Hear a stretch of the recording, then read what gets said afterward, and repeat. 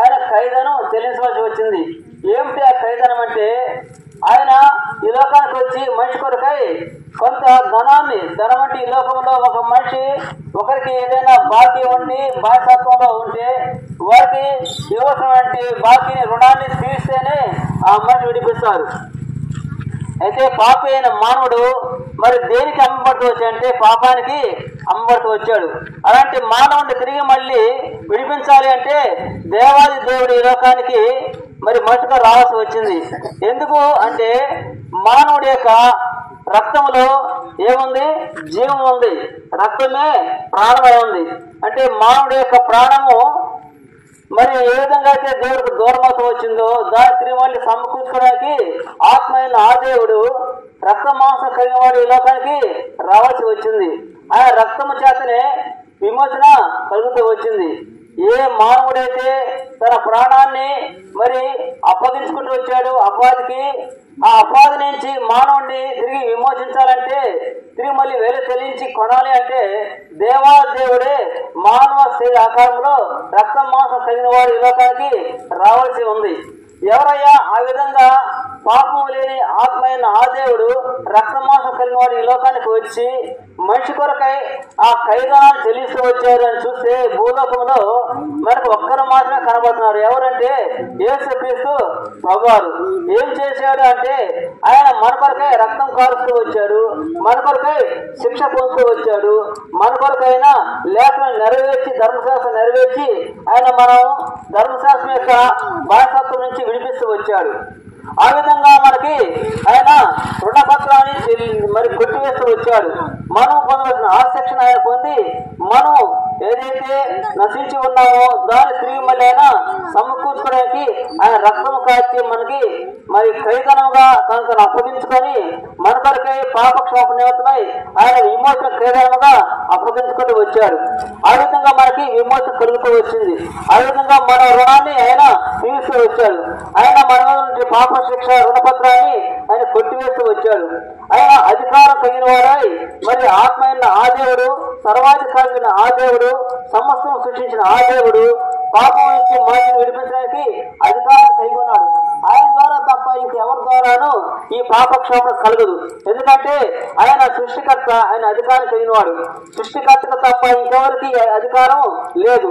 ఈ లోకంలో ఎవరయ్యా అధికారం కలిగి మనిషి విడిపించిందంటే యేసుక్రీస్తు ప్రభువారు తప్ప ఇంకెవరు మనకు కనబడరు. అందుకని ఆయన ఆదిలో దేవుడే ఉన్నాడు. ఆత్మ అయినట్టు ఆ దేవుడు మనకి విమోచన కలుగజేస్తూ వచ్చాడు. ఆయన ఎవరైతే నమ్ముతారో, ఎవరైతే విశ్వాసం ఇస్తారో వారికి మాత్రమే రక్షణ కలుగుతుంది. వారు మాత్రమే నశించిన స్థితి నుంచి విడిపించబడి పరలోక రాజ్యానికి వారసులు అవుతారు.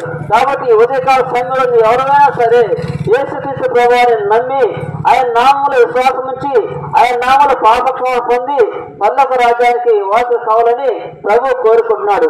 కాబట్టి ఉదయకాల సమయంలో ప్రభు నేను పిలుస్తున్నాడు, ప్రయాసపడి భారం మోసుకుంటున్న సమస్త జనులారా నా యొద్దకు రండి, నేను మీకు విశ్రాంతి కలుగు చేస్తానని చెప్పి నేను అనుకూల సమయం ఇదే రక్షణ జనము.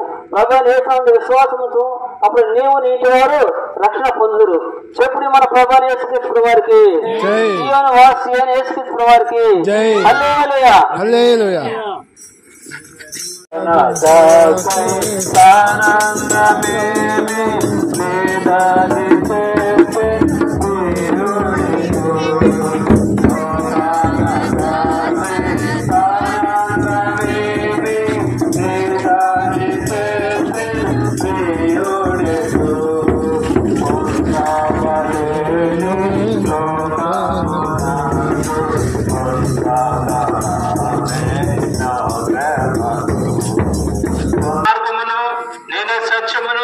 నేనే జీవమును, నా ద్వారా తప్ప ఎవరినూ తండ్రి వద్దకు రాడని ప్రభువు యేసుక్రీస్తు వారు సెలవిస్తూ ఉన్నాడు.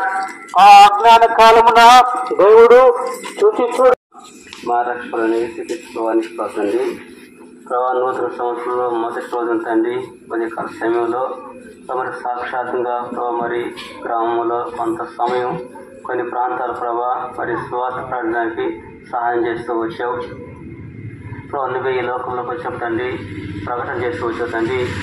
ప్రభా మరి మనం అందరం వెళ్దాము రండి, మరి అనేకుల కొరకై దేవుని రాజ్యాన్ని ప్రకటిద్దామని చెప్పి దాన్ని శిష్యుని అంట పెట్టుకొని వెళ్ళి సువార్త ప్రకటిస్తూ వచ్చావు ప్రభా.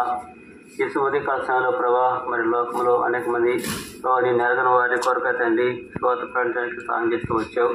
సీఎం నుంచి తండ్రి మరి బలహీనంగా వెతుబడిన తండ్రి వాక్యం తండ్రి బలపరచమని విత్తనము తండ్రి మరి ఫలింపు చేయమని నువ్వే కట్టి ఫలింపు చేసి తగిన కాలం ప్రభావ నువ్వే ఆ పంటను సమకూర్చి తీసుకురమ్మని చెప్పిన తండ్రి.